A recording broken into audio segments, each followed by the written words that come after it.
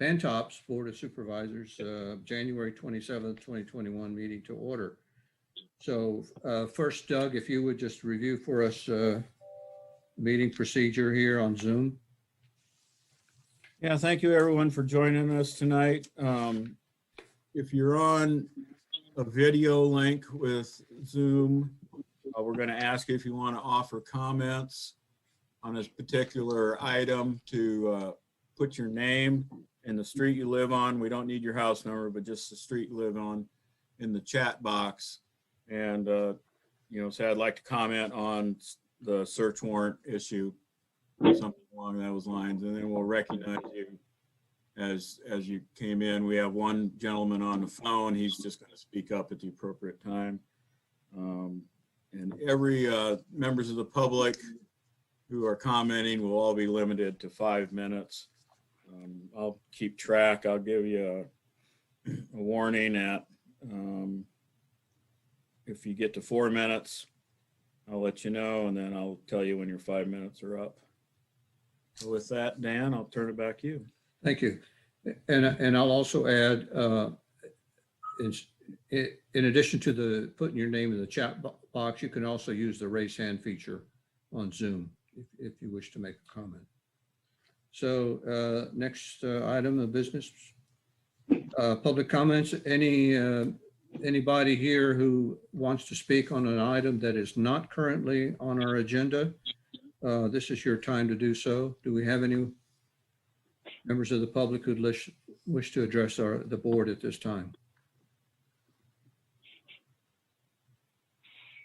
Okay, I'm not seeing anybody raise their hand or a chat box entry. So we'll move on. Next item is item number 3A, public hearings, policy review, search warrant execution, no-knock bans. So who wants to take this, Doug or Tyler? I'll lead off and provide an introduction. Then I'm going to end with asking the board whether they'd like to hear again from the police chief and Mr. Jones. But just to recap where we've been and where we are, we started this discussion late last summer. President Benjamin Jones provided a model policy for the board to consider. If you go back and reference some of the agendas, particularly the November 18th agenda, you can see a lot of background information on the subject. I think we're all familiar with the no-knock search warrant standards or the search warrant standards in Pennsylvania. I won't be repeating that again, but we're not like Kentucky. Judges can't issue no-knock search warrants. So where we're at really is talking about the exception that is in the Pennsylvania code that allows police officers under exigent circumstances to enter a building without knocking and announcing if they believe that when they have reason to believe that evidence is about to be destroyed. And we've reached out to countywide to other police agencies and other agencies in the law enforcement business, and district attorney and others asked for comments. Beyond that, the manager and police chief put together their recommendation. Mr. Jones also provided a recommendation. And we looked at those at November 18th. The outcome of that was a decision to collect more public comment and come back to the board tonight. On January 20th, we held a couple of listening sessions, one at 3 p.m. and one at 6 p.m.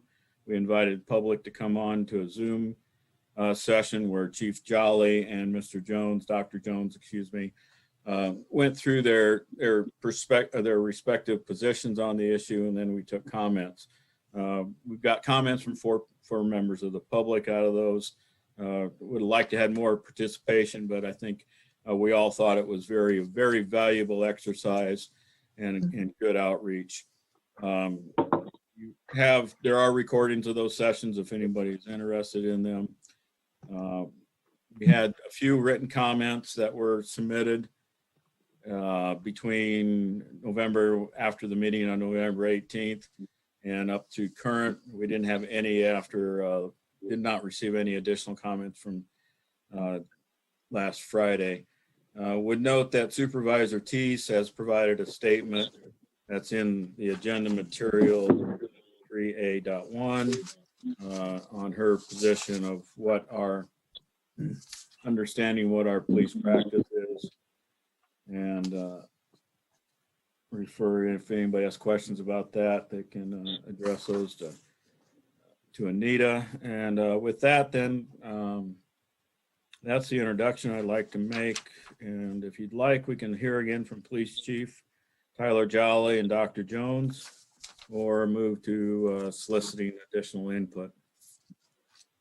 Yeah, I'll ask the chief, Tyler Jones, Tyler, Tyler, if you have any more comments you want to make. Yep. Okay. Thank you. Yeah. So just, I mean, I think Doug did a very good job of giving us a description of kind of where we started back in June and kind of where we've gotten to now. And I agree. I don't think we need to go back through all the rules of procedure that give us the exception for the destruction of evidence. We'll just specifically focus on that one tonight. But we're talking about a policy change. Our police department's policies and procedures are a clear guideline for our officers to follow. And they're not intended to create any kind of confusion or conflict with the state law. They're in place to help guide our officers through situations that they may encounter during the course of their employment here with the Patton Township Police Department. Our policy basically acts as a compass, provides officers with varying degrees of direction so that they may arrive at the most desirable outcomes for everybody involved in all the incidents that we handle. So changing our policy, some of the issues that I have kind of outlined throughout this process. Number one, it would not be supported by any decisions from case law that have come down from our Commonwealth courts. Our courts are constantly evaluating our laws and how our officers apply and enforce those laws. If the courts find a deficiency in a case that's related to specifically to destruction of evidence exception that we're talking about, then they would make a change to the rules of our criminal procedure, and that would be statewide for all law enforcement in the state of Pennsylvania. But changing our policy would cause a contradiction between state law that our officers are sworn to uphold and our department policy, which we expect them to follow. In this instance, the state law would be telling our officers that they may enter for destruction of evidence. However, our policy would be telling them that they could not. So we're kind of putting our officers in a bad spot, in my opinion, where we could be unintentionally forcing them to decide if they should follow the rules of criminal procedure or follow our department policy. We'd also be asking our officers not to take action when a crime, tampering with physical evidence, is being committed in their presence. It's a misdemeanor of the second degree. And obviously, in general, police, if a crime is being committed in their presence, we expect them to take action, not to tell them to stand down. Whether it be drugs being flushed down the toilet, documents destroyed, memory stick being damaged, our officers, if we do make the change to our policy, we could be required to wait a reasonable amount of time before forcing entry to stop destruction of evidence. That additional time that they would be required to wait could compromise our investigations into serious criminal offenses, and we'd never be able to get back the evidence that we allowed to be destroyed. It would be certainly tragic if our officers were forced to stand by as a suspect destroyed a piece of evidence that maybe linked them to a homicide or some other type of very serious offense, due to the officers not being able to stop that destruction. And we may not be able to prove our case, and as a result, the offender may be walking free because of us allowing them to destroy that evidence. I think it's important to note that more likely than not, and this is one thing I don't think that we've discussed, more likely than not, the suspect or the the person who we're going to serve the warrant on will know that the police are at their residence and why we are there before they would begin destroying evidence. The police, when we get there, would begin to knock and announce, and then possibly see the individual moving around inside and see through a window that they're destroying the evidence. But I would argue it's highly unlikely that the police are going to approach a residence where the resident doesn't know what we're coming there for, that we have a search warrant and we're there to execute a search warrant, and the resident actively destroying evidence inside, leading us to a potential no-knock entry. I suspect that it would come from us knocking, announcing, telling them why we're there, would lead them to then start to destroy the evidence. So at that point, again, I mean, I think one of the concerns is that the individual inside may not know who we are or why we're there if we're coming in, with the exception to the no-knock for the destruction of evidence. It also complicates our membership on some of the regional task forces that we have here in our area. Again, we kind of putting our officers in a difficult spot to decide if they're going to follow the rules of criminal procedure or follow our department policy. If a decision is made by an officer from another agency to enter because the evidence is being destroyed, then our officers need to make a decision of what they're going to do. This concern lies in making changes to the department's policies because we rely heavily on mutual aid from area departments. I'd say it's dangerous for us to have policies that are not similar in wording to each other's. While every police agency, our policies obviously don't read verbatim. However, all of our policies state that our officers shall follow the applicable federal and state laws that we have. So it's my opinion that Patton Township police officers should continue to follow the state's rules of criminal procedure.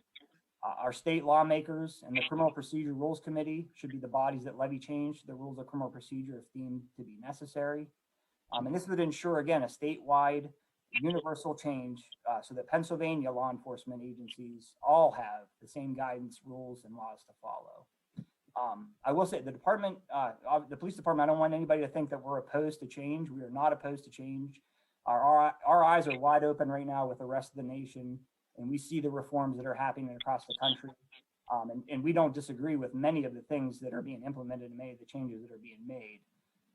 However, many of the changes that are being made nationwide, Pennsylvania's kind of ahead of the curve. I think it's many of the things that Pennsylvania laws already address and require law enforcement agencies to comply with from some of the changes that we see being made. I do agree with the statement that Doug said. These have been fantastic discussions. I think it's been very enlightening. I've learned a lot throughout this process. So I really appreciate Dr. Jones initiating the conversation.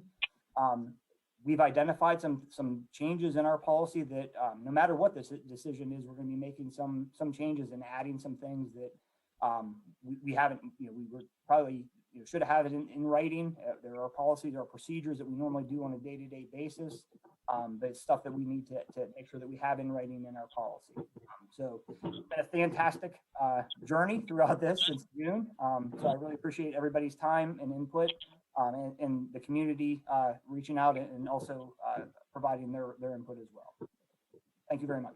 Thank you, Chief. We'll be taking comments now from the public, but first I'd like to give opportunity to Dr. Jones if he has anything further he wishes to say. Thank you. Thank you all for continuing to look at these important policies. I really appreciate it. I will be very brief. Just the main reasons why I still think this is a smart move going forward. I think our guiding principle should be prioritizing the protection of life. And as we've seen with giving police this power to enter without knocking and announcing, it's resulted in a number of avoidable deaths across the country, Breonna Taylor being the most high profile recently. As we think about this, I think an important thing to keep in mind is that, we as a municipality can put in place policies that go beyond the minimum requirements in federal and state law. We do that already with bans on chokeholds, for instance.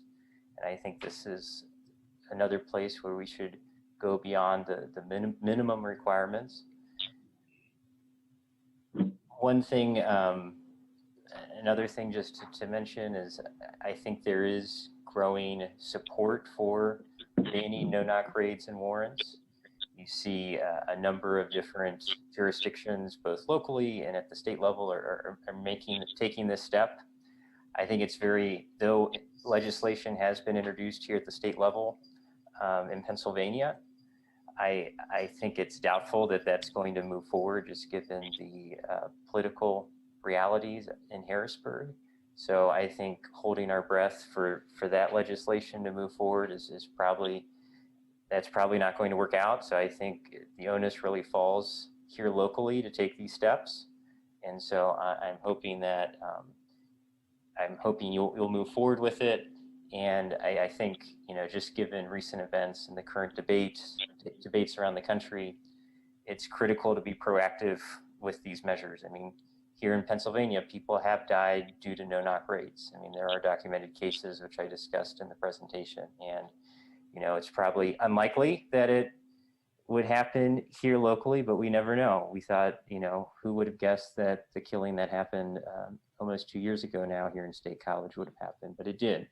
And I think if better policies and practices were in place, that wouldn't have happened. And, I know there are concerns about us being out of line with other local police departments, but given some of the news that's come out recently about the cover up the State College Police Department did with its investigation of the Osagi case, that's really not a priority in my mind. I think we need to do what's best, what's going to protect life, and hopefully other surrounding municipalities will catch up to us. So thank you very much. Ben Jones. Okay, Betsy Dupuy, our solicitor, has her hand up. Go ahead, Betsy. Thanks, Dan. And I think Chief Jolly alluded to this, and actually I had a conversation with both he and the manager a little bit about this as we've been reviewing these policies.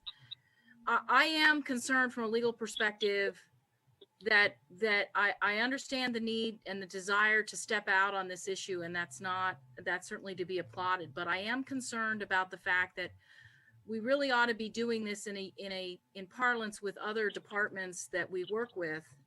Because they also respond. In fact, the manager's aware of this, and I know Chief Jolly and I talked about an incident several years ago involving a situation where the state police had to come into the township and serve a warrant. They don't have to respond to Chief Jolly, and they don't, quite frankly, have to respond to this Board of Supervisors. And I don't want you to set us up for having different kinds of requirements that not necessarily other forces are going to follow. And I appreciate Mr. Jones' comments about what's going on in Harrisburg, and I'm hoping that maybe they will step in on this. But the state police are really going to be bound by whatever Harrisburg does, not by what Patton Township or the borough or Ferguson, even if you all agreed together.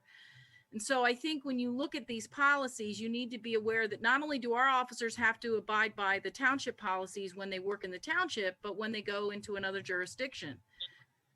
I should add, and probably only Mr. Abrams will remember this conversation, that we had this very same conversation with the board several years ago when we took on using tasers, because at that point in time, Patton Township was the only one looking at it. And one of the issues was, how would that be treated should the township's personnel be in another jurisdiction, as they do when they cross paths? And eventually that issue has seemingly worked its way through, because those other jurisdictions have also brought on the use of tasers, and many other forces do in the county. But I think the critical issue in stepping out here, as I've said before, is looking at this from a community-wide basis and not just a Patton Township basis. Because I don't think we want to put our police officers in a situation where they are bound by a set of rules that are different than others. And I'm not judging the rules or the rights or wrongs of it. I get the need to look at this and make a change, but I am concerned that, the idea of just Patton Township stepping out on its own will place us in a different position with respect to our surrounding areas. And again, state police, remember that you come up against state police on two sides, or on many sides of your jurisdiction, between Benner Township, across the mountain at Julianne, and then Half Moon Township. And so there are a lot of situations where our police may be asked to go to those jurisdictions, or the state police may be asked to come in and support our personnel. And again, they won't have those same requirements. Okay, thank you, Betsy. Now, I know we have other citizens here who like to speak. So the gentleman on the telephone, last number, telephone number ends in 2025. You have the floor. Go ahead. Identify yourself, All right. please. My name is Ron Millward. I reside on Circleville Road. I'm calling into this meeting. I was just recently been apprised of what Patton Township, the Board of Supervisors, along with the some of the residents are interested or attempting to provide some input for the police department. So I want, in full disclosure, I want to make sure that I preface this by saying I am calling as a Patton Township resident. I'm retired, 35 years of law enforcement. I'm currently one of the lead instructors at the Police Academy in Harrisburg and here at the Act II Sheriff's Academy. And while I believe it's really important to have the open dialogue and the communication between the residents, the supervisors, and the police department, I would say that I believe, based on the rules of criminal procedure, our district attorney, various court precedents, that we should really have allowed Chief Jolly, along with his administration, his sergeants, to work in changing or modifying or adjusting any of these policies without essentially telling them that this is what has to be done. And the reason being, to be honest, not many people understand or realize what the Patton Township, or for that matter, any police officer goes through or is involved with on a daily basis.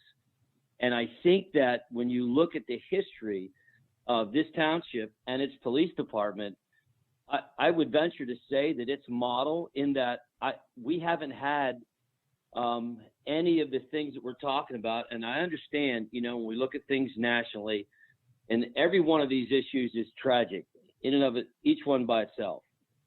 But at the same time, I believe that the department that we have here in Patton Township has done a superb job in maintaining a high degree of professionalism and has responded extremely well to many, many different types of situations that we've incurred here in the township. So I have written these policies over my career, and they're very difficult to write.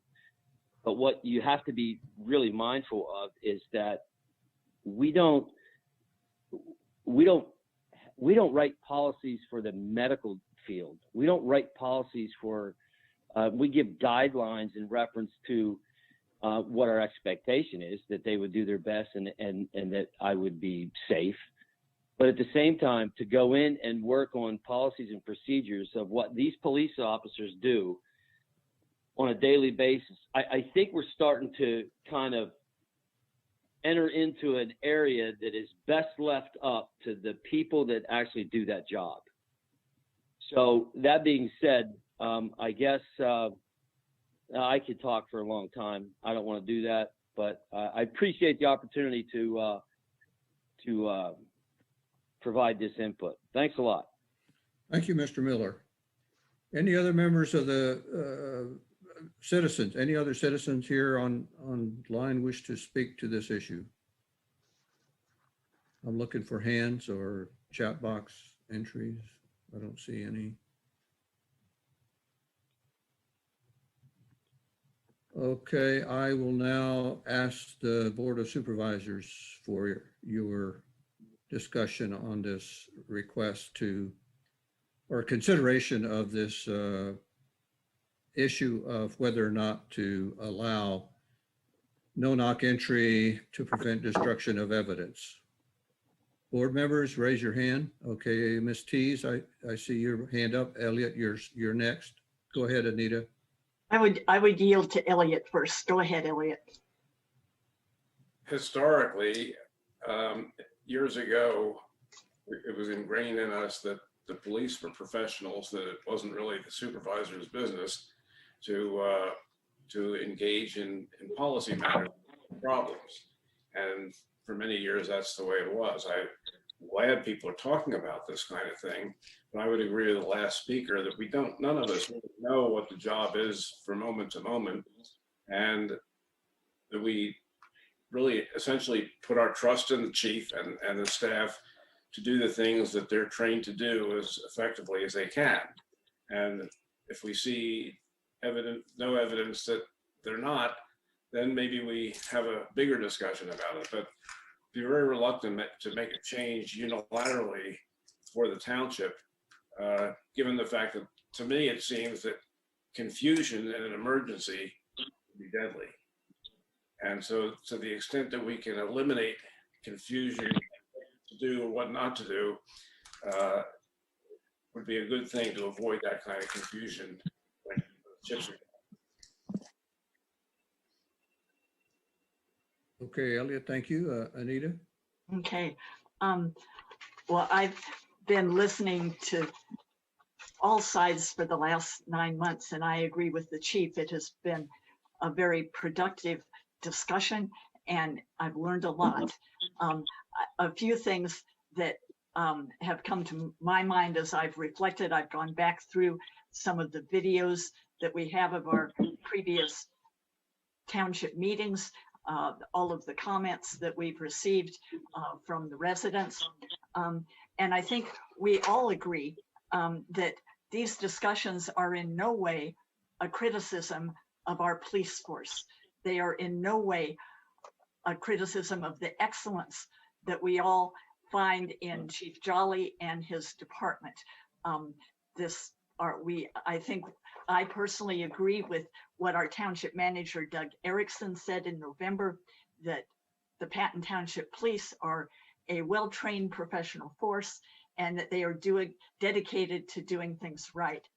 I think we also all agree that public safety is paramount. Safety for the police and safety for the citizens that the police protect. I hear the comments that Mr. Miller has made about the police and how difficult their jobs are. I think all of us can appreciate, even without being in their shoes, what it is like. I would offer that that is one half of the relationship. And for me, this decision is looking at the public safety of both the police who have died in no-knock raids and the citizens. And how to assure the safety for all is, I think, the issue that we look at, that I look at, in terms of the no-knock entry for the purpose of gaining evidence. And I think people of goodwill are disagreeing about how to best achieve that. And I hope and believe that tonight's vote, however it goes, should not and will not be the end of our conversation on this, that engagement with the community and looking at the underlying issues that have led to tonight's discussion is something that needs to continue as we reach out to build a community that dialogues and works for all of us on public safety. And I commend Dr. Jones and all of the residents who have responded and offered their knowledge and their research. And I commend our police for how they are proactively reaching out to the community in so many positive ways. Many of our monthly supervisors reports include communication from individual residents about thanking the police for things they have done. And even in today's reports that we'll see later, where the police shopped for and gave gifts to community residents at Christmas time as part of the Shop with a Cop effort that had to be adjusted with the COVID restrictions. So kudos to our police for how they are positively engaging with the community, which is part of the going forward effort to strengthen our township. But looking at the no-knock issue that is before us, I believe that the risk, that what I'm considering is that the risk to the public from those no-knock entries that might go astray, that there might be a mistake. Every person, every human makes mistakes. And the possibility that there would be a mistake of the address or the entry, that to me outweighs the benefit of retrieving the evidence. And I've heard the hypothetical situation offered about, well, what if the evidence was important for a child abduction case, for instance, and that if police had to announce and wait even 15 seconds, as they are legally permitted to do before they entering, that would thwart the retrieval of that evidence. And that those kind of hypotheticals, they really tug at your heart. And yet I have weighed that against the reality of actual children who have been sadly traumatized by mistaken no-knock entries. And just this month in Boston, I followed the Boston news because my son lives in the area. There was a major story of the Boston police paying $500,000 to a family which was the victim of a mistaken no-knock entry, and that happened 2 years before. And this is in the Boston media just this month. And that family included children ages 15, 5, and 4. I won't go through the details of it, but and I appreciate our solicitor's concern about legalities. Frankly, I'm also concerned about the legality of the township's liability if there should be, unfortunately, a mistake made. Here, Boston is paying $500,000. But that's the least of the major issues. I mean, the primary one for me is the public safety. And stories like this create anxiety in certain segments of our community, innocent folk who look and see that mistakes are made. And so I see this issue of public safety being one to not only protect our citizens, but to protect our police. They have died in no-knock raids. And so this is the area that I have weighed in terms of my decision. And when I will be voting according to how I believe. I don't think this is the time to call for the vote, but this weighing of public safety leads me to support prohibiting our police from using this option to do a no-knock entry for retrieval of evidence. Thank you. Thank you, Anita. I know Pamela Robb, I saw her hand up at one point. Pam, do you have something you want to add? Yes. First of all, I would like to say to Chief and to the township manager, to Dr. Jones, I want to thank them for their tireless dedication to provide this board with vital information on this issue. Also to those community residents whose concerns and comments were seriously taken in consideration by this board with several discussions at board meetings and work sessions. I heard Mr. Miller make a convincing conversation on why we should leave the decision to Chief Jolly. And I would like to just put on record that even though the assumption of this board and the residents were not police officers and could not understand being in their shoes, I was a police chaplain, so trust me, I'm on both sides of this issue. But most of all and foremost is the constant cases that are coming up, not here in Patton Township, but around the country of mistaken warrants, wrong place, wrong person, wrong color. And what through this week or last week during Dr. Martin Luther King's celebration I attended several meetings, virtual meetings. In the case of Miss Young, Anjanette Young, kept coming up. Anjanette Young was a social worker who spent 20 years of her life helping victims with trauma. She had just returned home from the hospital working a shift when she was changing and the police broke down her door.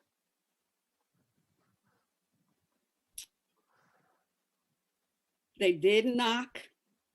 They didn't announce they were police officers with their body cameras on. The police officer reported they did knock, they did announce, but the body camera showed they did not. As they entered her house with guns drawn, she was naked. She stood there terrified, humiliated, and you could hear her crying and shouting, "What's going on?" Immediately, they handcuffed her, still naked. They surrounded her. There were 12 male officers in her home with guns drawn.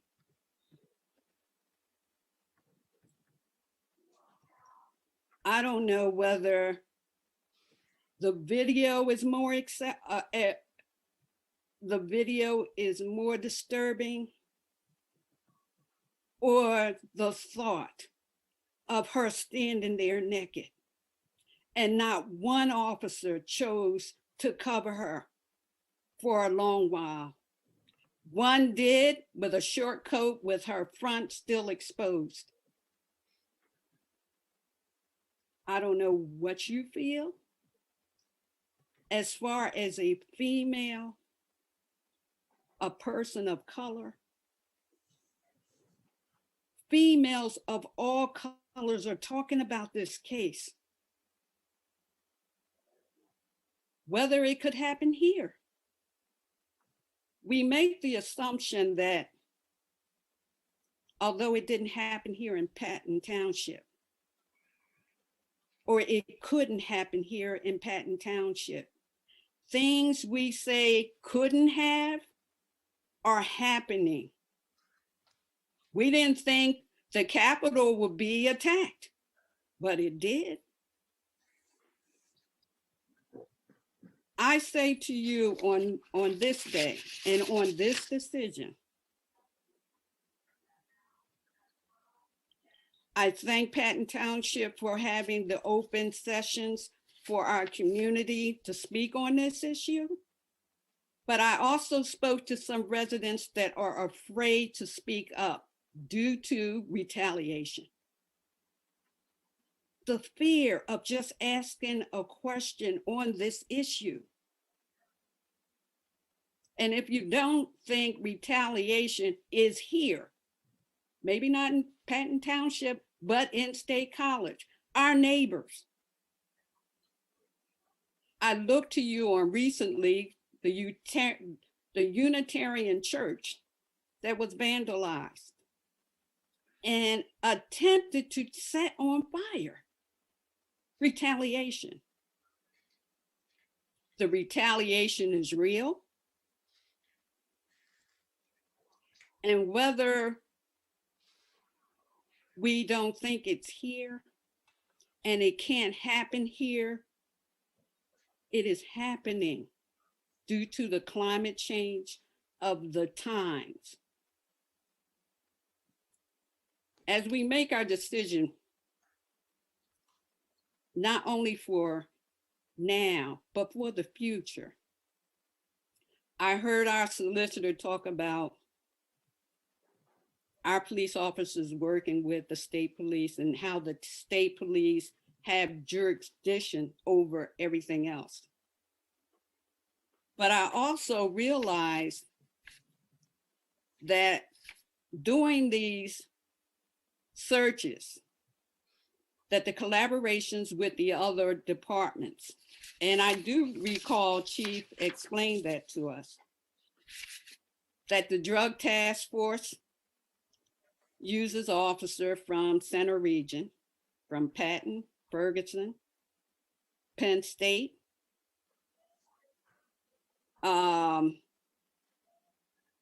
Spring, Bellefonte. They also supply these officers. My question is, we know Patton Township officers. We know the character of Penn State, of our Patton Township officers. We know them. We trust them. Can you say that about other townships that are bringing in the state police and other police officers that have the same mindset and character and integrity that our police chief Jolly has and has made sure his officers have? So when making your decision tonight on this board, we have always made the right decision, whether we disagree or not. I say to you tonight that so many times we wait until something happens, and then we say we could have, would have, or should have done something before now. I hope to convey to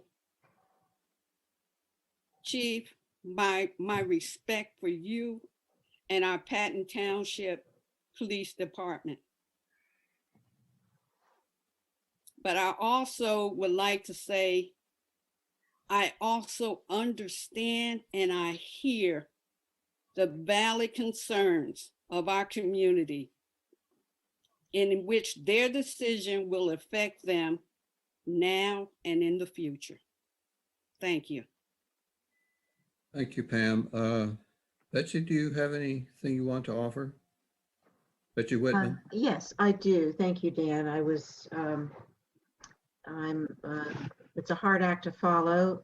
Thank you, Ms. Robb, for your eloquence and what I consider almost bordering on poetry, which I think, captures the essence of a feeling. I'm going to take a step back. I'm looking at a bigger picture. I think of laws as being the keeper of our culture. I believe that we are a culture that values life above evidence. And I think furthermore, we have, as we have seen, not just in the last year, but probably for the last 400 years, I know for the last 400 years, that the sanctity of life varies according to the color of your skin and many other factors. The tragedies of no-knock entries and no-knock warrants have fallen disproportionately on communities, peoples of color. In the November meeting, I asked Dr. Jones if he could supply some data.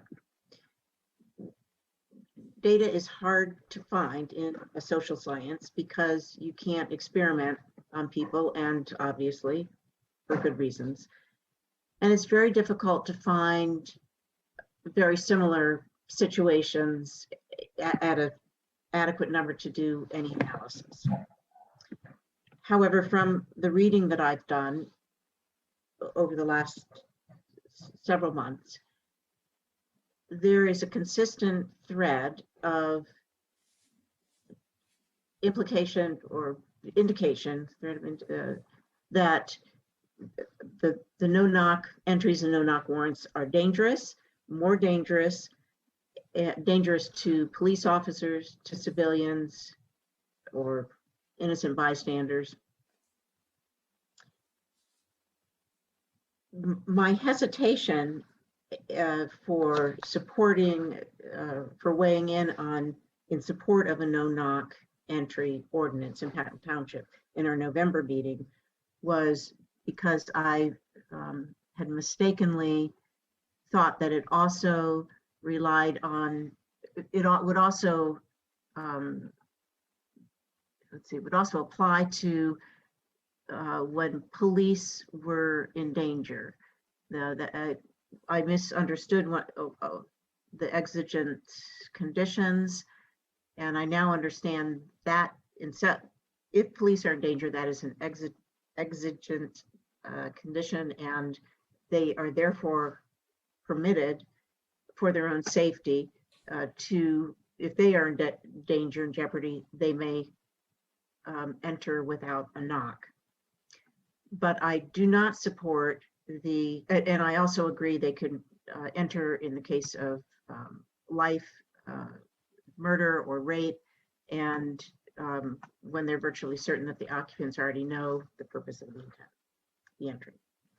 But I cannot support where police have reason to believe that there's evidence that they would want over the sanctity of life.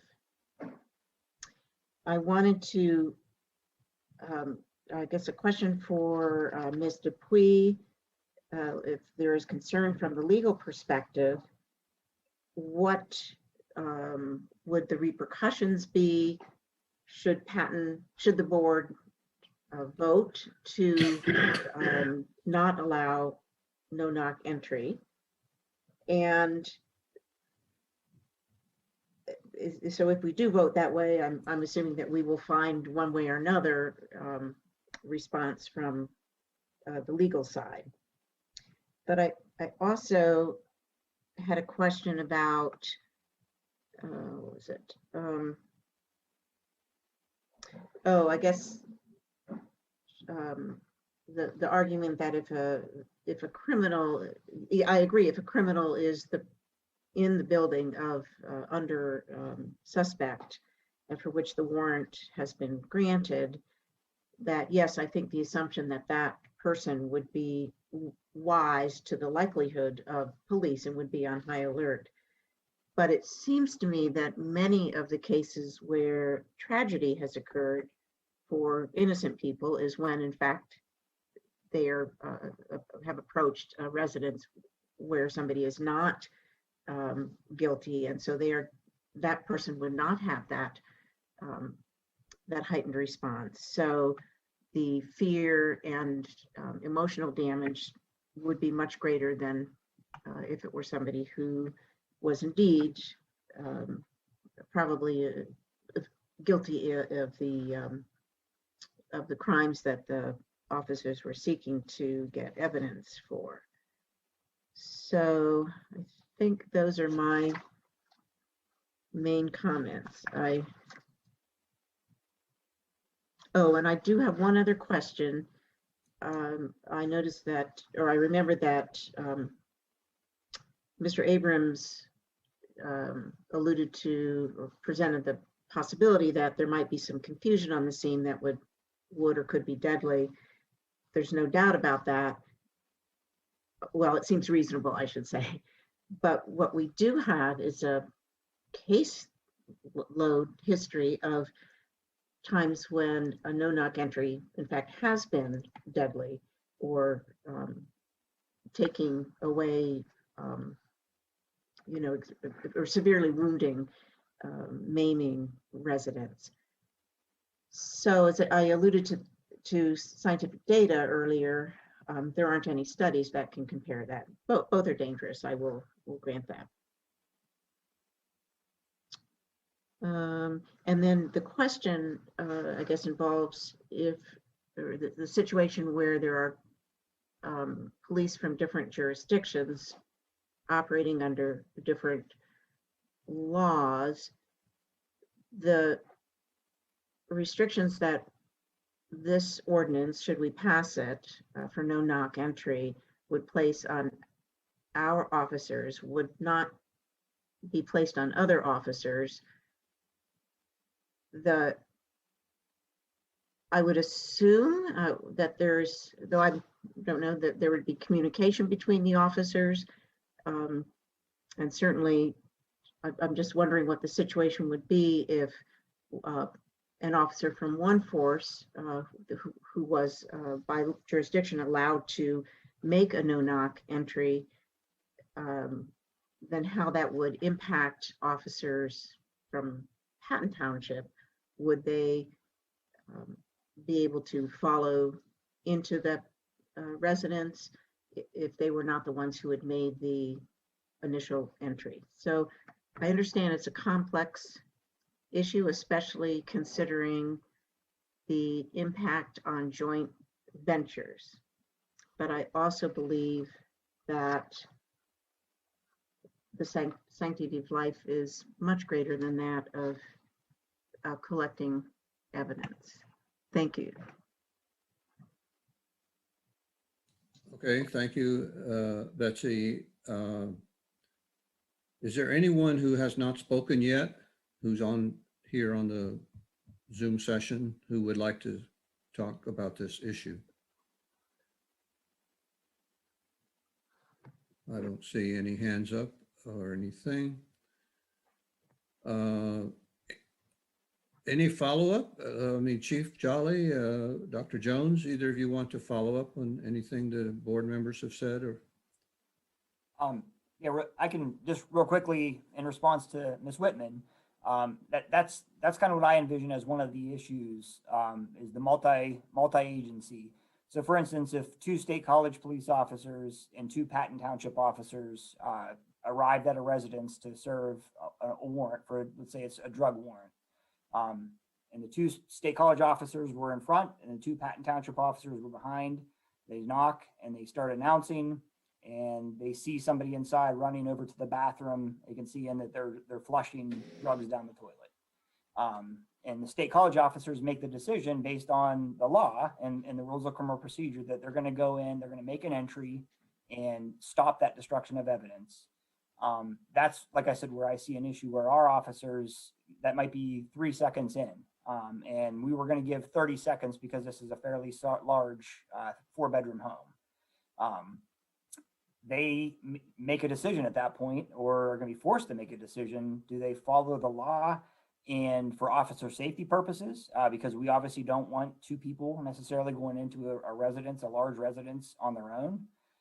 Or do they follow the department policy to avoid discipline?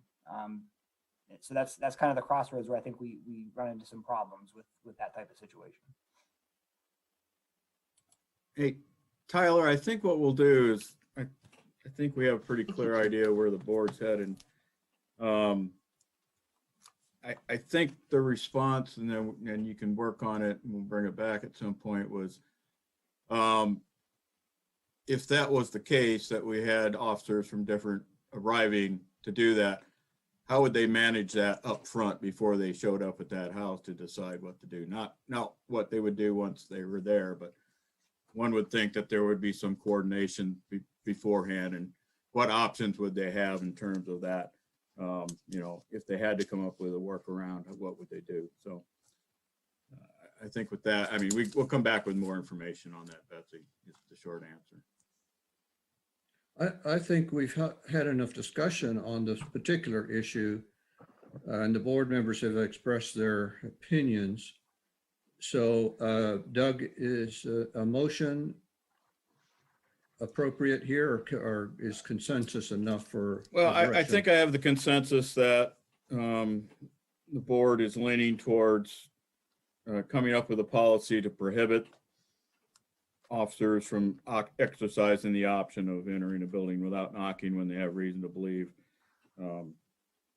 What I'll do, if you want to save a vote, I will start putting together a draft policy towards that effect. What I'm also going to do in the meantime is get with solicitor and see if she has other additional written comments she wants to bring back to the board. We'll let Tyler answer the question that was posed about the joint ops. We'll also start a conversation with the Police Officers Association, informing them that this is where the board seems to be going, and get a response from them. I suspect we'll also get a response from their attorney. Not go into the details of that at this point. But we'll do that, and we'll bring back, like I said, a policy. My inclination was to make it a resolution. Again, it would then become a internal matter for Patton Township, an employment policy that would, impact how police operate and do their job. Otherwise, I mean, you could do an ordinance if you want, but at this point, in terms of the impact, which is on how employees operate under the policy, township resolution is sufficient for that matter. If that's agreeable with you, Mr. Chairman, that's what'll happen. As long as there's no objections from the board. Ms. Tees here has her hand up. Go ahead, Anita. I just had a procedure question. Do we need as a board to formally direct the township manager to do this? I'll leave that to the chairman to decide. Okay, Pam had her hand up. Pam? Unmute yourself. No, I was agreeing. Oh, okay, you're agreeing, okay. I think I have sufficient direction. Formal vote then will come with the resolution. Right. I think that's sufficient. As long as the rest of the board doesn't disagree. I don't see any disagreement. So yes, Doug, please go ahead and do Elliot that. has his hand up. Oh, Elliot, sorry. Go ahead, Elliot. Unmute yourself first.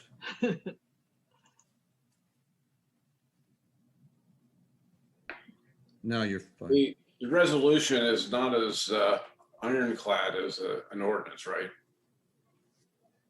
It's sort of a statement of policy and not. Well, in terms of in terms of impact on employees, it has just as much as an ordinance. An ordinance generally is when you're telling a non-employee, a resident, a property owner, a business owner that you want them to do something or not do something. A resolution is fine for employees because in terms of authority, I mean, you can exercise, you set policy for the township, the overall functions of how employees should act. And so you're well within your rights to do this by resolution. A special case when there be people from two different jurisdictions involved in this. I wouldn't want to see one of our officers disciplined if they, with good reason, went along with the other officers whose policy might allow the no-knock. Even though if they were there themselves, we would expect them not to do that. Because in the heat of the moment, they may feel it is necessary that they had to come in, and I wouldn't want that hanging over their head that they're going to be fired just because they believed that the best choice was to do what they did. This is hard. If I may, that's why I asked Chief Jolly to consider how that would be addressed before everybody showed up at the site. Okay. That sort of issue needs to be ironed out before everybody shows up on the porch. And, if it creates issues, this is what we need to know about. Can it be ironed out beforehand?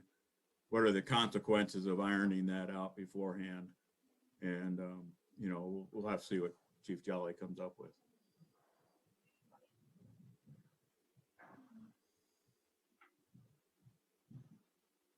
Okay, I think I've got my Anita? direction. Anita had a comment. Yeah, point of clarification. Then do I understand that this will come back to the board at the February 10 meeting for an official vote? It won't happen that fast. There's too many people that need to be talked to. So I would say probably February 24th would be the earliest. Okay, we certainly had plenty of discussion about that issue. So let's move on, please. Now, item 3B, Emergency COVID-19 Ordinance Amendment. So Doug, take it away.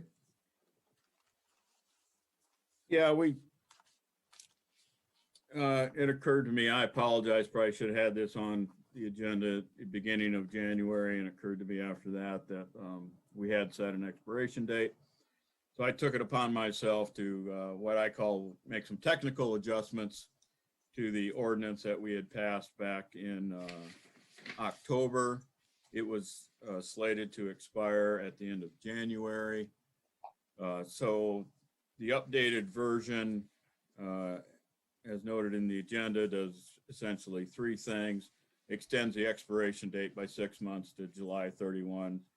Or if the Commonwealth should happen to appeal their emergency declaration before then, it would automatically repeal our ordinance. Provides an exemption for mask wearing for employees working alone, as was defined by the Pennsylvania Secretary of Health in an order that came out in November. And then with some of the later orders that came down from the Commonwealth, we find that there are some differing limits on gathering sizes. And there's a note in there that just clarifies that we're going to enforce the more restrictive of those limits that were been set by the Commonwealth and the township. That's the end of my report. Okay, any comments? Either from the board members or from general public? I can't see all the, so Alexandra, yeah, there, thank you. I can see everybody. Anybody wishes to comment on this? I don't see anyone raising their hand. Oh, Miss Rob, yes, please, go ahead. We need to vote on this. Yes, we do. Yeah. So moved. Second. Okay, it's been moved and seconded to accept this amended ordinance. Any discussion? Seeing none, all those in favor say aye or raise your hand. Aye. Aye. Any opposed? No one's opposed, so motion passes. Next on the agenda is item 4A, police update. Chief Jolly. All right, thank you very much. You have a copy of our December 2020 public safety report in your materials. You'll see we had 130 traffic stops, wrote 50 citations, 14 parking tickets, and handled 9 criminal arrests. We did not have any bike patrol in the month of December. Some of the department notes and arrests that were made. There was a 40-year-old male who was arrested for retail theft and receiving stolen property. He stole $644.98 worth of merchandise by scanning barcodes on merchandise of lesser value. So he was caught at one of our retail stores with that. A 28-year-old male was arrested for disorderly conduct. He was intoxicated, yelling and breaking items in his residence. A 25-year-old female was arrested for retail theft, receiving stolen property, and possession of a controlled substance. The female exited a store without paying for merchandise. When officers searched her and after her arrest, they located methamphetamine in her coat pocket. 36-year-old female was arrested for theft by deception, receiving stolen property, and criminal conspiracy. The female and her accomplice obtained a box and a receipt for an expensive computer system. They then put an outdated computer system of much less value in the box and wrapped it up, and then returned that item for the full cash value for the more expensive item that would have been originally in the box. 3 individuals were arrested for retail theft, 1 for DUI. Our officers successfully served 2 of the 8 warrants they attempted in December, and they conducted 9 vacation home checks. Our officers did not have to use force beyond compliant handcuffing in the month of December. And community relations was discussed again earlier tonight, but our officers, really, it was a fantastic event. We teamed up with the officers from Ferguson Township Police Department, our sister agency, and participated in a No Shave November. The officers were asked to donate at least $20 to participate, and then the respective police unions matched whatever the officer donations amounted to be. Then the officers were allowed to to not shave for the month of November. And the female officers, I believe, were painting their fingernails and something else. I can't remember what else they had for them, as well as an incentive. But the money that we raised between the two agencies totaled nearly $4,000, and that went towards a Shop with a Cop event. Obviously, COVID would not allow us to take children shopping with us. I'm sure, hopefully, you've seen that nationwide. Shop with a Cop is not something we came up with, but it's a fantastic outreach for the community to get law enforcement out with young folks and their families to take them shopping for some families that could use some help over the Christmas holidays. So we did enlist, though, the help of the Salvation Army and identified 8 families with 14 kids total who were able to participate in our program. The Salvation Army, again, helped out with us and gathered information from the families regarding kind of the wants and the needs for the children. Our officers then went shopping for those items, and we participated in a wrapping event, which we have a couple photos included in the agenda materials of our officers working with Ferguson officers to wrap the gifts. And then on December 22nd, the gifts were distributed to the families to provide to their children. Like I said, it was a huge success. We kind of put together last minute. So we're really looking forward to 2021 here and doing the event again, and hopefully it'll be much bigger and better this time around. But we were really thrilled with the outcome and didn't get a whole lot of feedback from the families that were involved. I think that everybody was very appreciative. And like I said, it just was a fantastic outreach and great cooperation between the two agencies, between Patton and Ferguson. I did want to extend a special thanks, though, to Wegmans, Home Depot, and Walmart, specifically in Patton Township, for their assistance and their support with donations that they did provide. Wegmans, and then I believe there was a grocery store in Ferguson as well. Each family, beyond just the gifts for the children, we gave them each, I believe it was $90 worth of gift cards to Wegmans and Weiss, I believe, in order for them to purchase food for a nice dinner as well. Some training and department activities in December. Officer Basala and Officer Varzel completed child car seat installer certification. So we now have 3 officers certified to install car seats. And they also completed their road scholars for police courses. So they have been through that program, and that's just a nice kind of add-on to the accident reconstruction training that they're currently going through as well. Sergeant Stroud attended TASER instructor recertification training, and I attended Task Force on Policing and Communities of Color meetings 3 times throughout the month of December. And we also had a meeting with Motorola to discuss some of our ongoing records management system issues. As also indicated earlier, we have a note from a individual in the township just expressing their happiness with the response they received from some of the officers.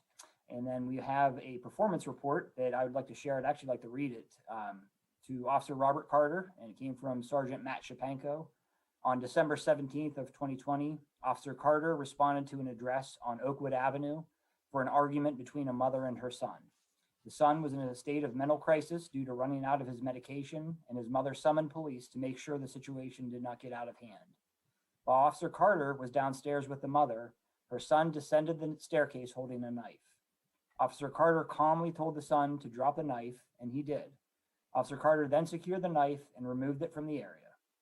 Officer Carter then continued to speak with the son to keep him calm, and the situation reached a peaceful conclusion. It was due to the de-escalation skills employed by Officer Carter that a potentially dangerous situation was diffused, and his actions reflect the highest credit upon himself and not also our agency. So a fantastic job by Officer Carter on that incident. Lastly, we have the record list of the calls from the month of December. You'll see we have a total of 355 calls, down just 3 incidents from the 358 that we had in November. 80 of them were traffic incidents, and we had 55 EMS assists. We had 2 mask-related issues, mask wearing. Both were at stores. I believe both were reported by other patrons at a store, and unfortunately, both were gone upon police arrival. So we did not make contact with the individuals. They had already left prior to the police arriving. So that is all I have for my December report.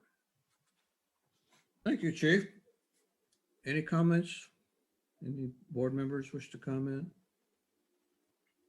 Pam, yes, go ahead. Chief, I just have a question. Please forgive my memory getting older. When you say that the females that were being searched, are there female officers around at that time also, or are they all male? Yep, so anytime we take somebody into custody, we make any accommodation we can to make sure the same gender officer is searching the individual who we are placing under arrest. I will say there definitely are some instances where we do not have a same gender officer working, and we actually receive training in the academy about how to properly search somebody from the opposite gender. But we will contact Penn State Police, we will contact State College Police.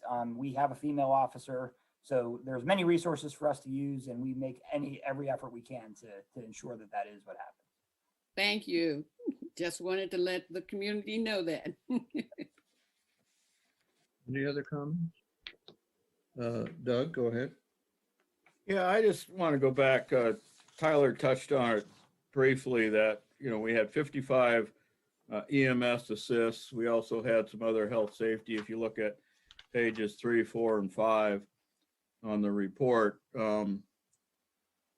that means anytime an ambulance is called, our police officers are already there. They're actually there first, usually.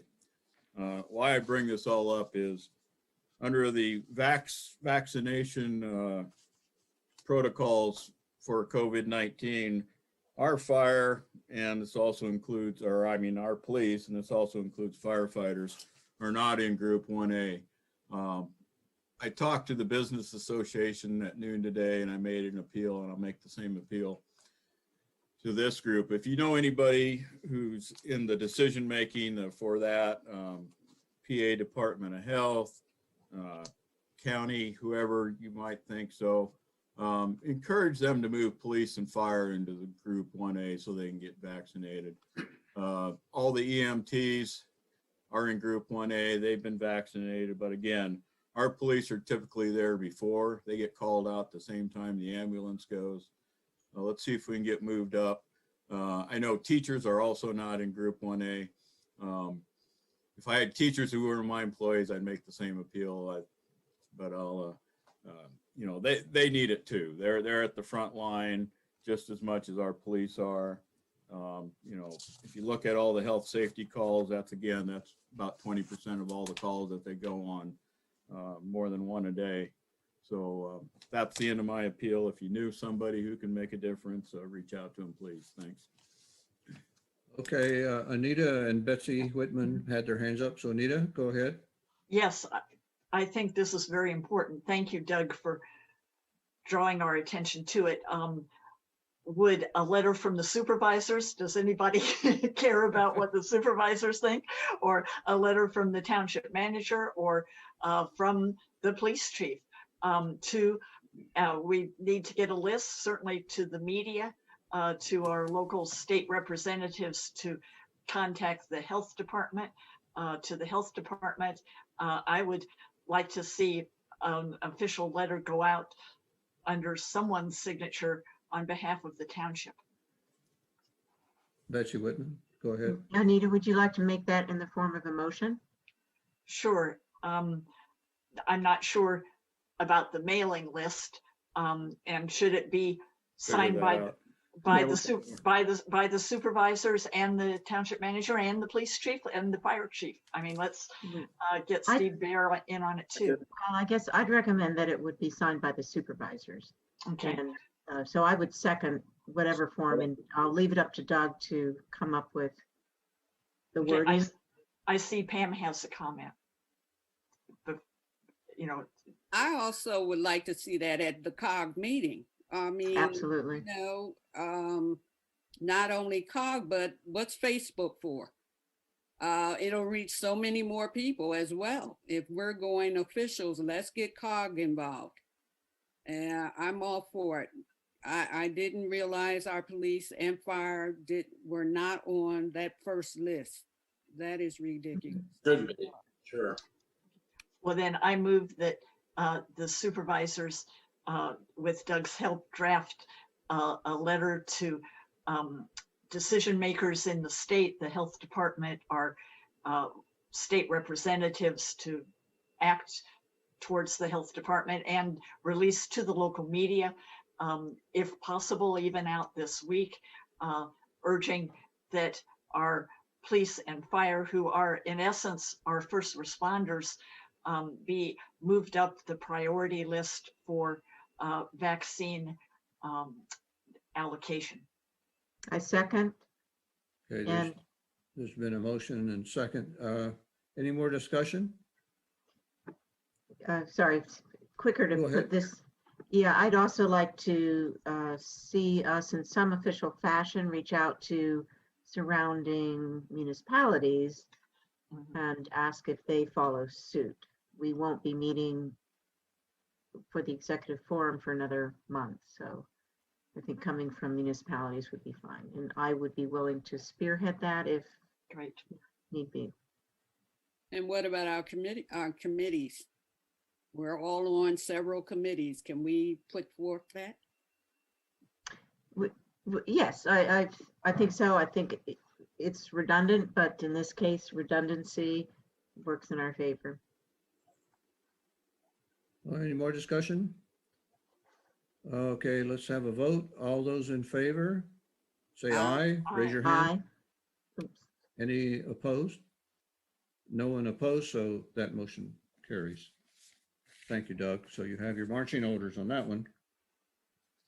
All right, next item, planning and zoning. Planning Commission report. I don't see Brian with us, so Nicole's here. Hello, Nicole yes, I can am. Pinch hit. So the Planning Commission met last on January 11th and took care of some of their organizational yearly details and approved the meeting schedule put in front of them with no issues. Brian Rader was voted to be the chair. Lost my list here. Hold on. I want to make sure I get this right. Yes, so Brian Rader was voted to be the chair. Richard Schmidt is our vice chair. Henry McAllister will be our secretary, and William Burnett will be our alternate secretary. And Brian Rader will remain the CRPC representative. There are a couple land development plans that we went over that are coming up on this board agenda, so I'm not going to spend any time going over those at this point. During our work session that we did, we finalized the work task list that we want to work on this year. The highest priority item we have is to update our sign ordinance. So we're going to be looking at that at our February meeting. And then also we would like to look at electric vehicle charging infrastructure and taking a look at our zoning for bicycle parking to see if we want to add in some bicycle parking to some of our different zones. So that's pretty much it in a nutshell for the Planning Commission meeting. Oops. Thank you, Nicole. Sure. So let's move on then to the next item on under planning and zoning, 6B, final land development plan, Grace Point Phase 6D. Go ahead. So this is the next phase out at Grays Woods. It's going to add 15 single-family homes and 68 multifamily homes and townhomes. It's going to be on 9.21 acres, and it does conform to the most recent master plan for this area, and it follows in line with the previously approved phases A, B, and C. The Planning Commission does recommend approval, provided that all staff comments are satisfied. And I do believe that we have Michael Pratt with us to answer any questions and to go over some further details with you. I'll just briefly add, this proposal is the fourth phase of Grays Point, phase 6, and will complete the phase 6 area of Grays Woods. Plans have been presented to you and approved by you in 2018, 2019, 2020. This will be the 2021 version, the continuation of the pattern. The additional 83 units, if and when you approve it, will constitute 522 total units to date in Grays Woods. Stormwater utilities, all other roadway infrastructure already in place surrounding the proposed development to support this area. Any questions for Nicole or Mr. Pratt? Any public comments? Anybody who's online here wanted to speak to this particular proposal? Okay, not seeing any hands raised. Miss Whitman has her hand up. Okay, I was late on the draw. I don't know if this is even possible, but the more I see about Gray's Woods and the more that I'm learning about affordable housing, the more interested I am in following this in more detail. Is it possible to have a lunch and learn or a walk and learn sometime when the weather is a little warmer? Any supervisors who might be interested in walking around in some of the model homes, walking around the neighborhoods? I'm not shy about walking around by myself, but I figured I would get a little bit more out of it if one of the planners was there. So if anybody else is interested in doing that. Is that a bizarre question to ask? We could set something up. We'll, wait till April or so. Please, yes. Thank you. Yeah, there'll be, probably what you'll find is, hopefully we'll be able to see units in various stages of construction. That would be very informative. You could walk from, a foundation into a framed unit to a finished unit. Would probably be instructive, and we can reach out to the developers also and invite them to come along too. Yeah, those units have been selling very, very, very fast. I think, Yeah. Every week, if you look in the property transfers, I'm a dinosaur. I still get the newspaper on Sunday. And they list all the deed transfers each week. So there's always one on Amicus Drive, at least one. Sometimes there's two. So they've been a very, very popular housing product. Great. Thank you, Doug. Anita, you have your hand raised. Go ahead. Yeah, quick question, and I don't want to take much of the board's time, but kind of an ignorance question. The Grace Woods didn't have any provisions for what could be called affordable housing, did it, as part of the whole package? There is. Go ahead, Doug. You can explain. Okay. Sorry. There is. There was negotiated a few units. Michael, do you remember how many there were? 10. 10, okay. And they occur in a later phase. It was a long drawn out discussion. I don't really want to go back to. Okay. But it was part of the impetus to look at that. It was part of the impetus to direct the Planning Commission to look at a more holistic answer to the question. So Yes. now that you've picked that up, it's in your hands. Thank you very much. Yeah, Anita, that was before you came on board. There was a proposal by the developers to actually create some affordable housing, and then basically right next to the elementary school or right across from there. And there's quite a bit of discussion by the board and the Planning Commission about that proposal. In the end, the decision was made that it would be better cited as integrated, the affordable housing units to be integrated as opposed to a separate structure. And so that integration will take place. Michael, is it phase 7? It's an upcoming phase. Phase 4, which is confusing. You're correct. It's Right. upcoming, still years away, but one of the next. Yeah. Yeah. That prior proposal also had some impacts on open space, Right. which was another reason why everybody said, heck no. Yeah. Okay. So the Planning Commission recommended conditional approval of the plan with completion of all items noted on each comment letter provided by staff. Is anyone want to make a motion to approve this plan? I'll make a motion. Second. Make a motion to approve the Okay. plan. Moved by Betsy Whitman, seconded by Elliot Abrams. Any discussion? If not, all those in favor, say aye. Raise your hand. Aye. Aye. Any opposed? The motion passes Thank you, Mr. Pratt. Thank you. Good night. And next, 6C, final land development plan conditional use hearing, the Abington Equine Hospital. Who's going to Yes. lead off here? I'll take that. So Dr. Radke is looking to establish a 6,300 square foot equine hospital on the 25-acre parcel in the rural A1 district. The hospital will have 5 stalls for horses, a surgery room, a consultation room, offices, and other necessary facilities. It will also feature a 12,800 square foot arena that will be used for evaluations and recovery.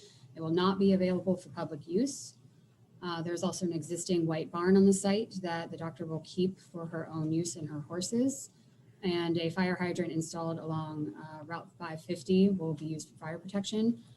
There was some discussion at the Planning Commission meeting on which set of setbacks could be used, considering this is a conditional use and whether or not to use the agricultural district setbacks or the conditional use setbacks. The Planning Commission would like to see the use of the agricultural setbacks. Another suggestion that was discussed at the Planning Commission was to use some downlighting for signage for the entryway off of 550. And the only other conditions they had were to just make sure all of our staff comments were completed. And I believe Bob Myers is with us to discuss more of the plan with you. Okay, go ahead, Mr. Myers. Yeah, anything you would like to say?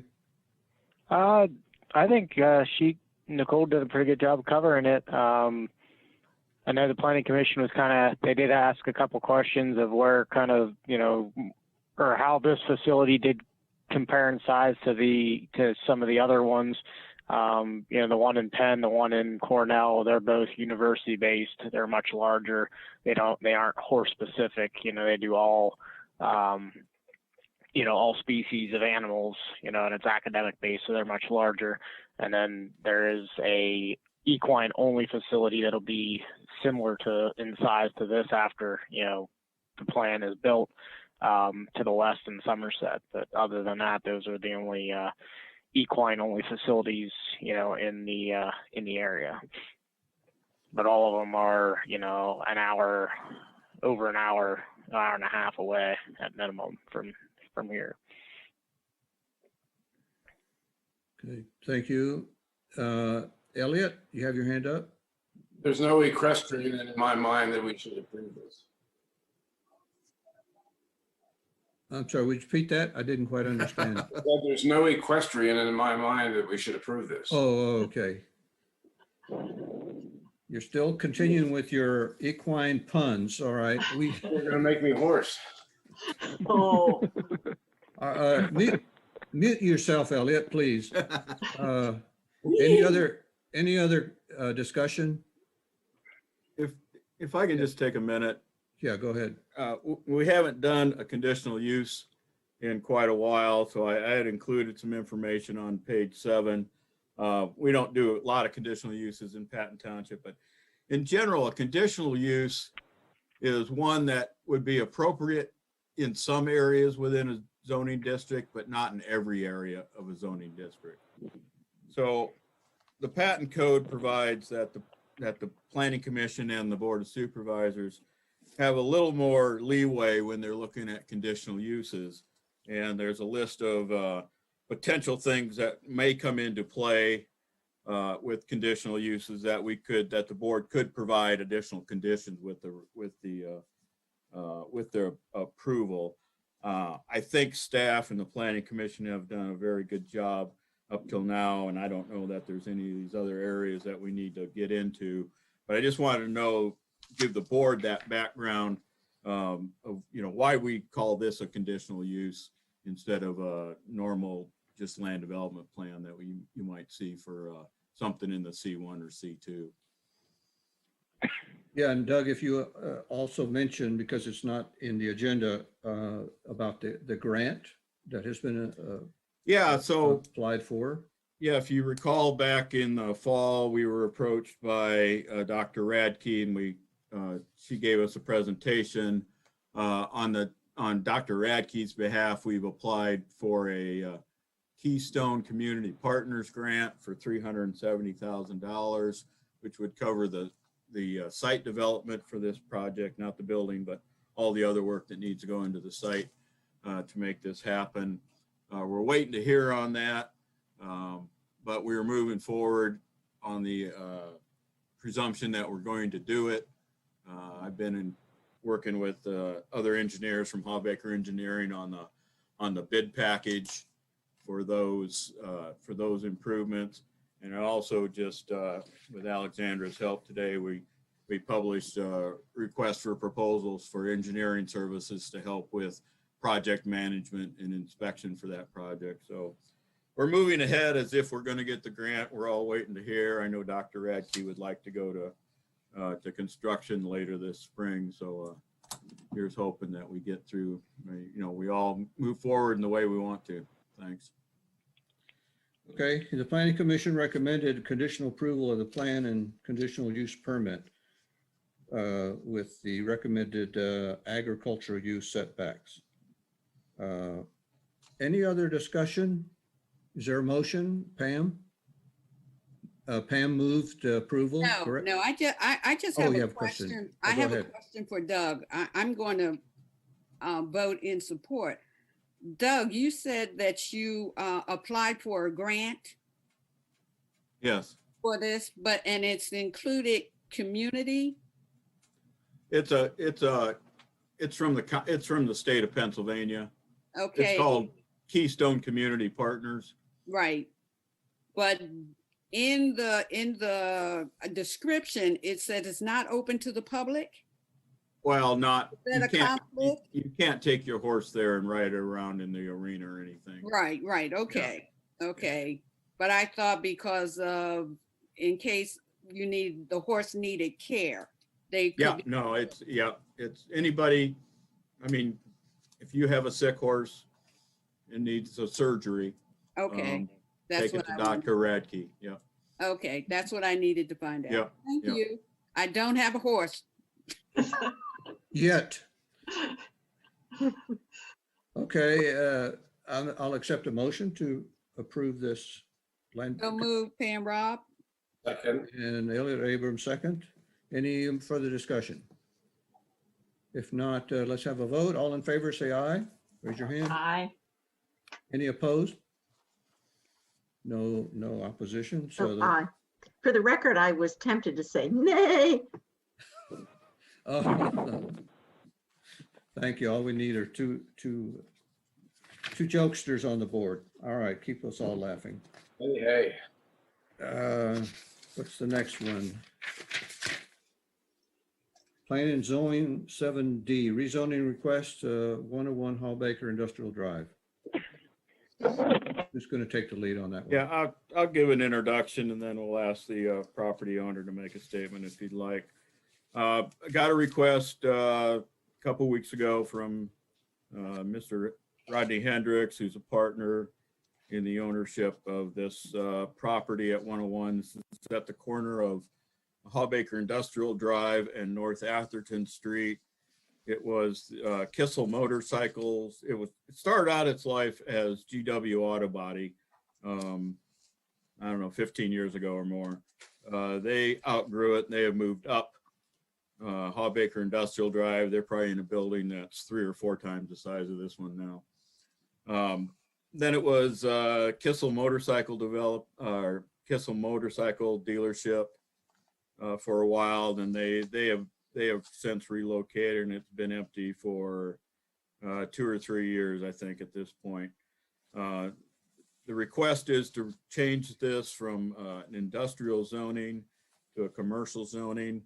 If you notice, there was a location map that was included with the agenda. Thank you, Alex. If you notice that this corner is zoned industrial, all the property up along Hawbaker Industrial Drive then is also industrial in Patton Township. Across the street on the northerly side of Atherton is PNC Bank, and it's zone C1, autos, and their companion restaurant are over there, name's escaping me. They're in the C1 zone, or general commercial. Crossing the other side of Atherton, we have residential zoning on one corner. And then just we have Midas there on the corner of Douglas Drive and Atherton Street. It's zoned commercial, and then everything south of that is zoned residential. That just gives you a flavor of all the zonings that are in the area. The request is to rezone this property from C1 to, or from industrial I1 to general commercial C1. We've had a fairly long practice in Patton Township of accepting these requests and referring them to the Planning Commission for study and recommendation, and then it comes back to the board for a final decision. But I want to just note that unlike subdivision plans and land development plans, the Board of Supervisors has a lot of discretion when it comes to zoning issues such as this. They have almost complete discretion. It's not absolute, but it's pretty wide in terms of, it's not like a subdivision plan where if it meets the regs, you have to approve it. If the board would like, they don't have to consider it. They don't have to give a reason why they don't want to consider it, but they do have wide discretion. Again, I would recommend that we forward this request to the Planning Commission for study and return, and see what the Planning Commission have to say. And with that, I'd ask Mr. Hendricks if you'd like to make any comments for the board. Thank you. I appreciate the opportunity. This property, as per well of it, is along the North Atherton corridor of commercial. It's a natural flow of commercial along there. It's when you come up through there, everybody's aware that there's a lot of. I've included a letter in here about why I see that. And if you want to read that, that sort of shows. But I do believe that it would be an attribute to the general lay land and the Patton Township to make this into a general commercial property, especially since it's like the front door or the back door of the township when you come into it. So we can make it look very appealing to the township as the first thing you see when you come into the township is a commercial property. So I would like to send my letters as my statement. Okay, thank you. Elliot and Betsy Whitman had their hands up. So Elliot? I move approval. And I move that we send it to the Planning Commission. Motion is made to send this to the Planning Commission for I consideration. second that. I think it's a great idea. Okay, Ms. Whitman seconded. Any further discussion? This is the real hand waving. Betsy? Traffic is obviously going to be a challenge there, so I'm assuming that the Planning Commission will recommend a traffic study. That is already a troubling intersection. We've had comments from pedestrians. I've actually heard several comments when I was door knocking in that along Douglas Drive. And then we've had a recent presenting of a near traffic accident at that intersection. So it's at the bottom of two steep hills, as we all know. So, but I do like the idea of the commercial. Okay. Thank you. I'd like to, just full disclosure, I noticed that the industrial area includes as a permitted use offices and clinics. In fact, the CVIM and Mount Nittany Health and Geisinger have health offices on Green Tech Drive, and that's part of this industrial zone. And the LifeLink ambulance had a satellite site all the way at the top of Hallbaker Industrial Drive. So in addition to what you usually think of as industrial uses, offices and clinics are also permitted at that particular site. And I did, on my own initiative, inform a couple of people who are looking at relocating. CVIM is actually investigating relocating Center Volunteers of Medicine, and also LifeLink is still trying to find another satellite area. Would certainly like to remain in Patton Township. So, Mr. Hendricks, you may get calls from representatives from those two groups. But We have a motion on the floor to refer this to the planning commission. Any more discussion? Elliot, go ahead. I wonder if everyone's familiar with how that became the industrial zone. This many years ago, it was believed or feared that we didn't have enough industrial zoning. And at that point, one of the limestone mines wanted to have land rezoned so that they could greatly expand their mine. And we were concerned that they were going to use the argument that we didn't have much industrial land zoned. So we zoned that land, which doesn't really have any limestone under it, partly for that reason. Thank you, Elliot. Any other discussion? Yes, Betsy? Thank you. You just reminded me, Elliot, I have a question about the ordinance that we have in place where we share industrial and housing needs with College Township. Was that going to be impacted? I don't know that. If there is a decision to rezone this from industrial to commercial, we will have to send all that information to College Township and ask for their opinion. So yeah, it does impact that agreement. Yeah. Any You might other- want to, can you explain that briefly so that our new members know what's going on Sure. there? We have an agreement with College Township where we share both industrial and multifamily zoning. Mm. So in the case of Patton Township, we have lots of multifamily zoning, lots of townhomes and apartments. College Township has very few of those. On the other hand, Patton Township has very little land that's zoned industrial, where College Township, on the other hand, has quite a bit of land zoned industrial, plus a lot of land that's also zoned for mining. And that's a reference back to what Elliot was talking about from 30 years ago. So we entered into this agreement, I'm going to say almost 20 years ago at this point, maybe not quite that long. It's been useful. One of the clauses of it says if one of the communities is going to eliminate any of those types of zonings or make significant changes to the language in the zoning text that would reduce density, they have to send the information to the other municipality and ask for comments. The other municipality can't tell you not to do it, or they can, but it has no effect. But if they get mad enough, there's a termination clause in the agreement that would kick in. So we've shared these things over time. We've never really had any real issues.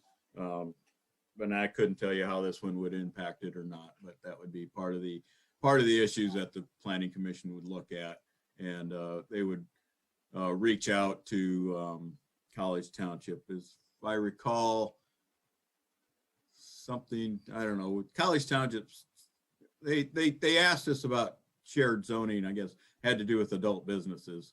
That's what it was, that we politely declined their request on that. Okay, any other discussion? Let's have a vote then. All in favor of referring this to the Planning Commission, raise your hand, say aye. Aye. Any opposed? No opposed. Motion passes. Thank you, Mr. Hendricks. Thank you all. I appreciate it. So Mr. Hendricks, this will go to the Planning Commission, I guess, next week on Monday. They won't really, it'll be more of an introduction to them. They aren't going to really take any action in March, and they'll, between the March meeting or the February meeting, sorry, and the March meeting, Nicole will be putting together some information for the Planning Commission to consider. And the first real discussion about it will occur at their March meeting. So we'll keep you informed. Thank you. I've never done this before, so thank you for your help. Sure. Ada, you have your hand raised? Yes, before Nicole might leave the Zoom, I wanted to bring before the board, as you might know, the Housing Task Force had its first meeting yesterday, and Nicole Pollack is the co-chair with me. and just wanted to commend her. The hours she has put in behind the scenes, I know exceed the 20 hours a week for which she's planned for Patton Township.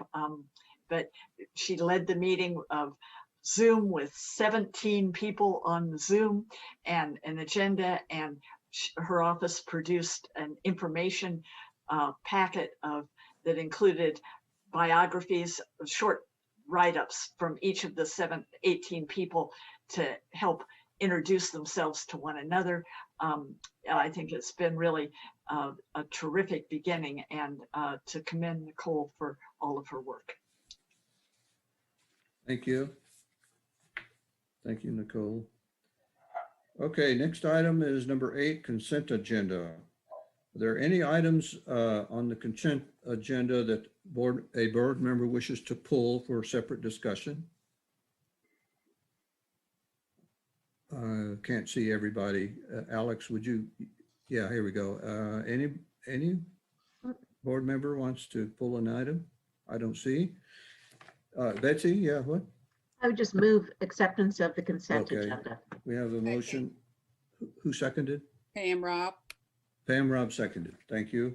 Any more discussion? Not, all in favor of approving the consent agenda, say aye. Raise your hand. Aye. Aye. Any opposed? Okay, motion passes. Managers report. Doug. Thank you. Item A is development update was included. If you have any questions, I'll attempt to address those. Item B was the 2020 fourth quarter home starts. We finally are seeing an uptick in the last few quarters. We have actually been up for 1, 2, 3, 4, 5, 6 quarters in a row. So I guess that constitutes an actual trend, and we'll continue updating you on a quarterly basis. I have one additional item I wanted to put before the board.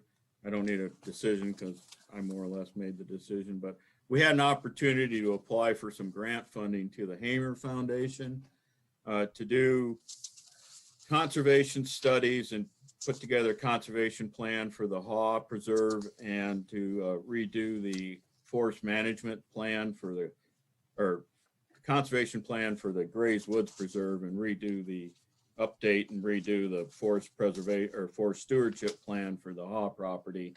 The Hamer Foundation, which is a local foundation that supports conservation activities, they actually provided a $750,000 grant to help purchase the Grays Woods Preserve. Has a grant program that we became aware of about a week and a half ago, and I've been working with Katie Umbalski, who's one of our consultants on putting these conservation plans together. She's put together a grant application to the Hamers to request $164,400 to do these plans and to do some forest management activities over the next few years, to be matched with money we've already allocated to the open space. So there's no new money that's required, but this grant's due on Friday. Katie gave me a draft this morning. I looked it over, looks pretty good.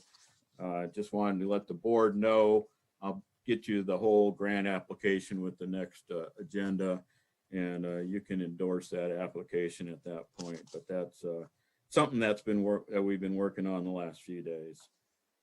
Then just upcoming events. Township office be closed February 15th, April 2, May 31. We still haven't heard anything definitive about PSAT's conference, but it's still there on the calendar. Center Region Recycling and Refuse has announced there will be a household hazardous waste collection in the spring, and then the municipal primary election is in May. That's the end of my report. Thank you, Doug. Any questions for Doug? Anita, go ahead. Doug, is this the time that I could ask about the timeline and projection for the hiring of a communications person? Oh, yeah, Larry's been working on that. Where are we at, Larry? So we have the job description pretty much finalized, so we're gonna be putting out the advertisement with probably in the next 2 weeks before our next meeting. Before February 10. Yes, we'll at least have the ad out before February 10th, but we won't be able to hire them. We gotta go through the whole process. So that will take us a little while. So I would expect that we would have somebody in at the latest, the beginning of the second quarter, 1st of April. Do you envision advertising just locally, or how wide a net are you casting? And So with- we usually advertise with the Center Daily Times, which also puts it on Indeed.com, so that sends out the net a little bit further. But I haven't given it any thought of how far out we want to go, because it will be a part-time position, and I'm not sure too many people are going to want to pay to move into the area for a part-time position. Thank you. You're welcome. Any other comments or questions for Doug? Okay, moving on, committee reports. Thank you, everyone, for submitting written reports. So if, I assume the board has had a chance to review all the committee reports that they don't serve on. So are there any questions or additions to the committee reports? Betsy, go ahead. I just have a question. I submitted the Public Services and Environmental Committee report. I think I saw it appended one of Doug's emails. It's not noted on the agenda, but I'm assuming everybody saw that. Yeah, I sent that out this morning. Okay, We'll great. include it in the next agenda fine. too, Yeah. just so Okay. it shows up in an agenda. I'm getting there, yeah. Somebody from the public wants to see it, so. Mhm. I have an addition to Finance Committee. At the Finance Committee meeting, Pam Salakangas from Parks and Rec gave us an update on all the bidding packages that were received on the Whitehall Road Regional Park, initial stages of construction. And they were holding what they call de-scoping meetings with the bidders, the low bidders. And we've learned today that or yesterday, I think, they've completed that process. The COG staff is currently consolidating those and analyzing them, and had requested at the Finance Committee meeting that we schedule a special meeting to go over those. And that meeting now has been scheduled for Monday. It's coming Monday, so that we can bring the results of the Finance Committee's deliberations back to our individual municipal boards for discussion before the regularly scheduled Finance Committee meeting, the second Thursday of February. So that means that I will have a report to give to the board at our first February board meeting, which is Wednesday. What is that, the 10th? Anyway, just to alert you that that's going to be on your agenda. Any other comments, additions to the committee reports? Seeing none, let's see, we've actually completed our agenda. Is anything else anyone wants to bring before the board? Elliot, go ahead. You're muted, Elliot. Go ahead. No. Oh, I saw your hand up. I guess you wanted to move to adjourn. I have my hand up. Oh, sorry, Pam. Go ahead. I just want to say congratulations to Betsy Whitman being the chair of the Climate Committee. I know it's our newly appointed committee, and she did an excellent report. on the executive forum. So thank you. Thank you. I love it. Any other thing you want to say? Oh, Betsy, yes, go ahead. And I just want to give a shout out to Anita and of course, Nicole Pollock. But Anita has been the driving force of this housing task force. And it really is going to be quite spectacular. So I'm delighted to be on it. And I really want to thank you for all the work you've done. So, yay. Thank you. Yeah, absolutely. Lawana Moore and I will be reaching out to each of you. We need to get signatures on the COVID ordinance. So we'll be coordinating with all of you to catch up with you at those tomorrow or Friday if we can. Thank you. Any final thoughts, questions, contributions? I'll entertain a motion to adjourn. Move, Pam Rob. Okay, take your pick. Elliot Second. also raised his hand. I think Betsy did too, so. You got it. All right. Whatever. All in favor of adjourning? Say aye. Raise your Aye. hand. Aye. Any opposed?